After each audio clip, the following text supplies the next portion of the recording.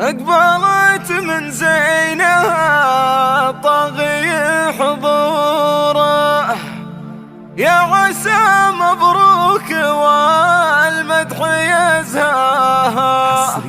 ليا تاخذ من حال الوصف وشعوره، فرق عروسنا في مزاياها.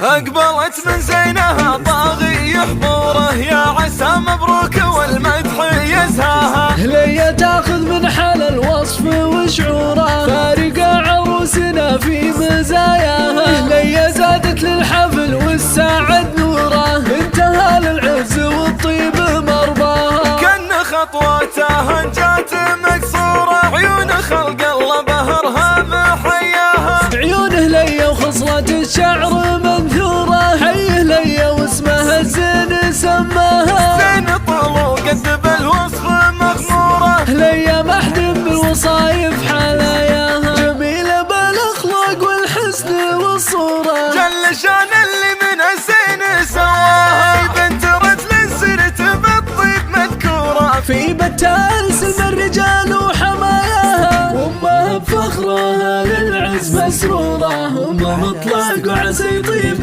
ملقاها. وامها بفخرها للعز مسرورة، امها مطلق وعسى يطيب ملقاها. والله جدا اهل الظفر شورى، مقدم الشيخان والعز ملفاها. عزوة الاخوان بالعز مامورة، من رجال الفعل واكرم دهاياها. اقبلت من زينها طاغي حضوره، يا عسى مبروك والمدح يزهاها. ليا تاخذ من حال الوصف وشعوره، فارقة عروسنا في مزاياها. ليا زادت للحفل والسعد نوره، انتهى للعز والطيب مرضاها. كان خطواتها جات مكسوره، عيون خلق الله بهرها محياها. عيونه ليا وخصلة الشعر منثوره، حيه ليا واسمها الزين سماها. زين طلو قد بالوصف مغموره، ليا محد بالوصايف حلاياها. جميلة بالاخلاق والحسن